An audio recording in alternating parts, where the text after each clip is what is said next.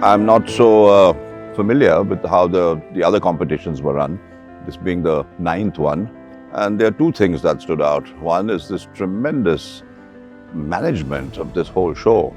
Especially, I would say, and I think that Sanjay, who's got to take credit for that, is coming across, so stumbling upon these 10 columns and thinking of this as a potential, project for students to be engaged with heritage and all that comes with it, not to forget how we layer today as against then.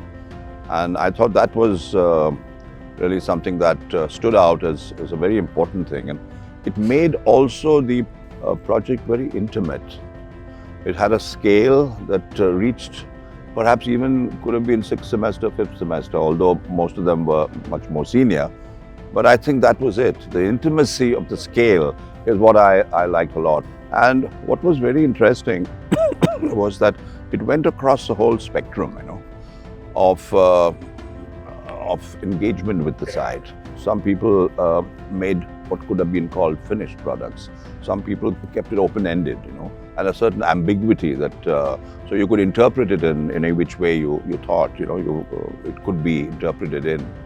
So I think that perhaps was a very engaging thing so that was one part of it.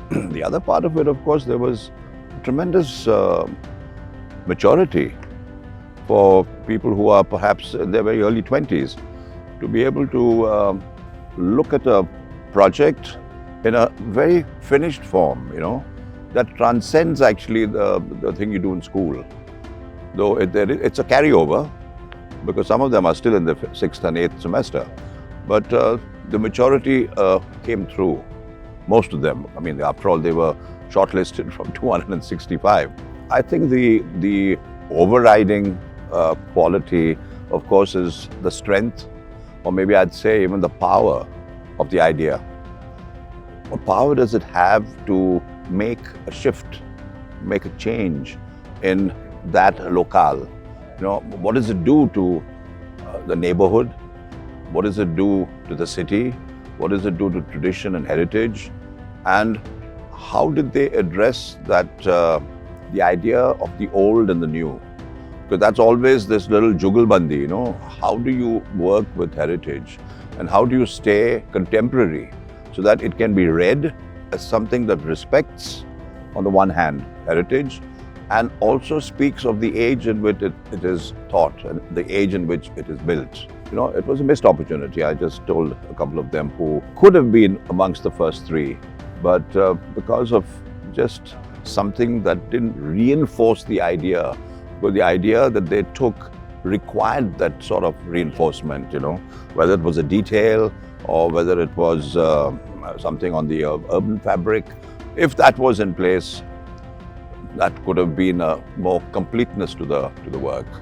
What surprised me, actually, the level of maturity, and especially the first two, or maybe the three of them, they were quite unique. And that's, I think, something that we, are happy that we did.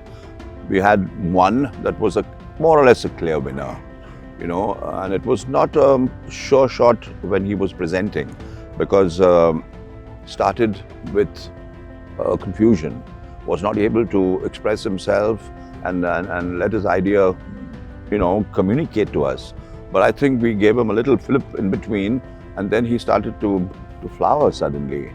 That was heartwarming, because, it's not easy, for a student to sit there and they're a juror and you got reading and you think, well, you want to not look and this.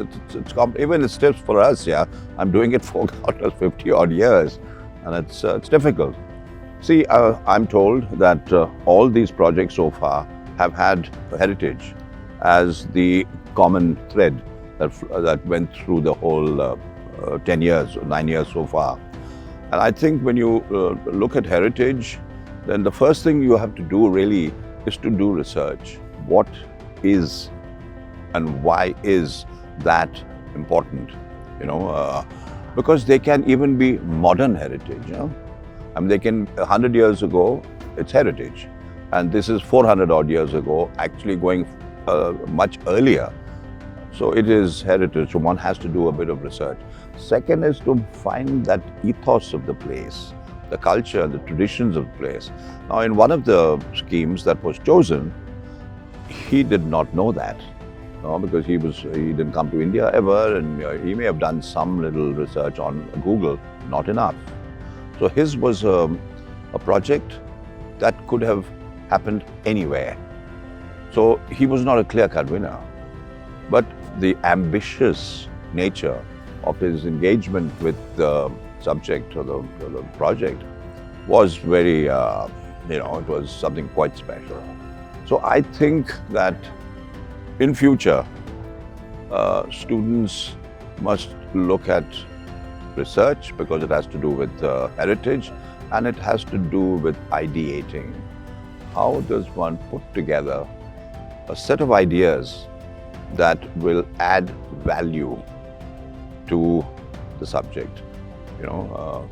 That's important. And how will it be read as something that's been added, respecting the old, but expressing the contemporary as well. The fact that you all are addressing such a serious matter with students, I think is really, it's heartwarming, that students get the opportunity to participate and be counted. I think everybody who participates in this will know that this is absolutely without bias, absolutely fair, and they mean to take this seriously. Yet I have a feeling that, the next year, which is the 10th one, you might reach 100 countries, yeah? And I wish the drawing board all the best, especially for the 10th anniversary, and obviously beyond. Thank you.